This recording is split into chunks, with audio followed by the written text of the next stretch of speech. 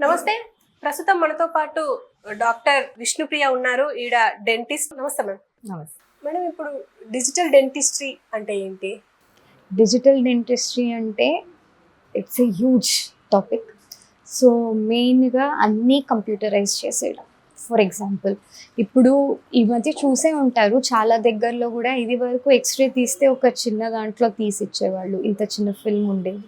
ఇప్పుడు డైరెక్ట్గా స్క్రీన్ మీదనే చూపించేస్తారు. సేమ్ థింగ్, ఒక ఓపీజీ తీయాలంటే ఇంత పెద్ద ఫిల్మ్ ఇచ్చేవాళ్ళు, ఇప్పుడు అగైన్ ఇంత పెద్ద టీవీలో చూపించేస్తుంటారు అనమాట. సో డిజిటల్ ఇమేజింగ్ అనేది ఎక్స్రేస్లో కూడా బాగా జరిగింది. ఇదొక ఆస్పెక్ట్.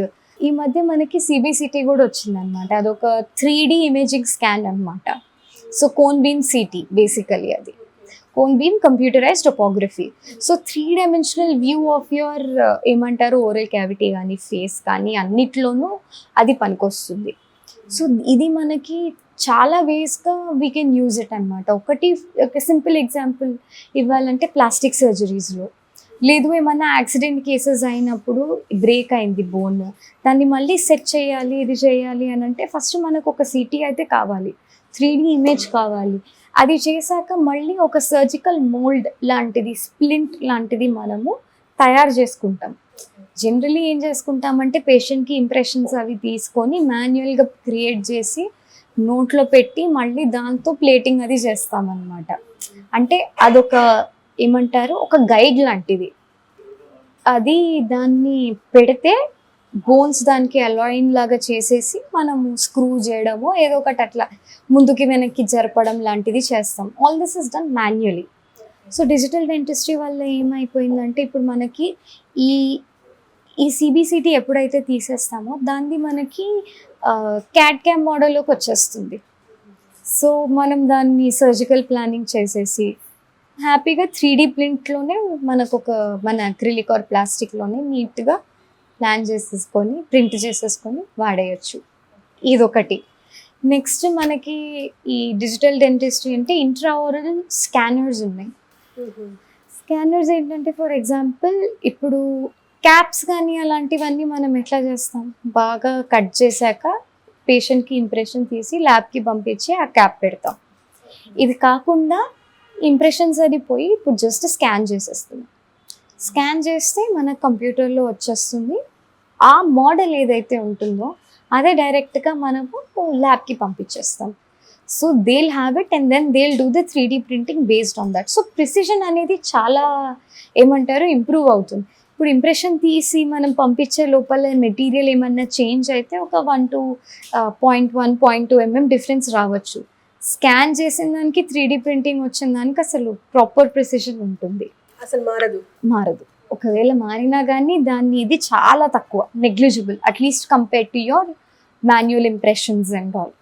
సో అది it's much more better and convenient అనమాట. పేషెంట్కి కూడా ఆ ఇంప్రెషన్లు తీయడము కూడా తగ్గిపోతుంది. ఇది. Next we have intraoral cameras. Scanners లాగా కెమెరాస్ ఉన్నాయి. ఇప్పుడైతే ఆల్మోస్ట్ చాలా దగ్గర చూస్తుంటారు.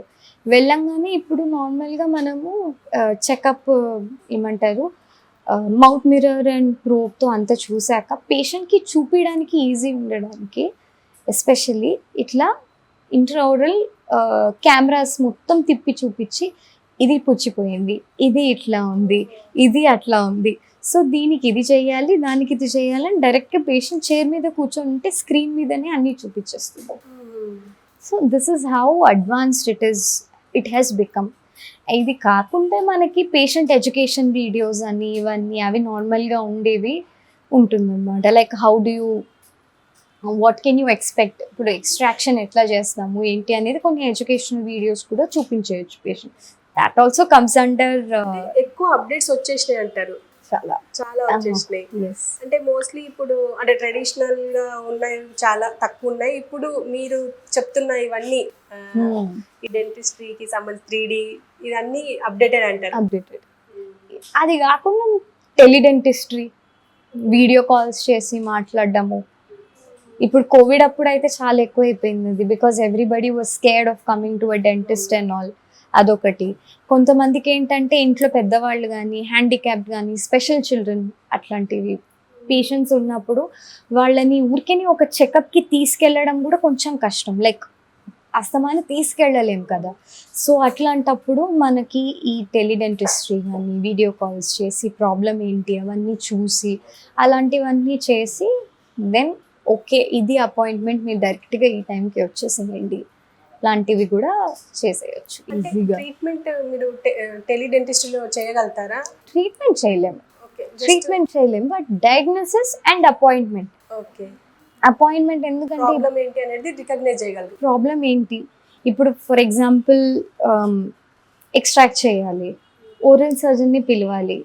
ఇప్పుడు వాళ్ళు నా దగ్గరకు వచ్చారు, అట్ ప్రెసెంట్ ఇప్పుడు ఓరల్ సర్జన్ మనం కన్సల్టెంట్ బేస్ మీద పిలుస్తాం. సో ఈ టైంకి వచ్చేసేయండి, నేను ఓరల్ సర్జన్ని పిలిచిపెట్టేస్తాను. And this is not just in my clinic, it's with any clinic కదా. ఇప్పుడు మనము ఒక బంచ్ ఆఫ్ పీపుల్తో ఒక టీమ్ రన్ ఆర్గనైజేషన్ లాగా ఉంటుంది. So we have on calls అనమాట కన్సల్టెంట్స్ని, వాళ్ళని అపాయింట్మెంట్స్గా పెట్టేసుకొని పిలిచేస్తాం. అట్లానే నేను అపాయింట్మెంట్స్గా వేరే దగ్గరికి వెళ్తుంటాను. సో అట్లా. ఓకే, ఈ 3D డెంటిస్ట్రీ వల్ల అంటే ఉపయోగాలు ఉన్నాయా, ఇంకా ఏమైనా నష్టాలు ఏమైనా ఉన్నాయంటారా? నష్టాలు అయితే ఏం లేవు, చెప్పాలి అని అంటే కాస్ట్లీ అయిపోయింది అంతే. But it is much more precise and ఇంకా ఈజీ పేషెంట్కి కానీ మాకు కానీ ఏదేమైనా కానీ ఈజ్ అనేది చాలా ఎక్కువ. And like I said precision ఎక్కువ. సో మనకు నార్మల్గా చేసేదానికంటే దీనికి చాలా తప్పులు జరిగే అవకాశాలు తక్కువ ఉంటాయి దీంట్లో. యా చాలా తక్కువ. టైం కూడా చాలా టైం సేవింగ్ అనేది కూడా బాగా జరుగుతుంది దీంట్లో ఖచ్చితంగా. Okay madam, thank you.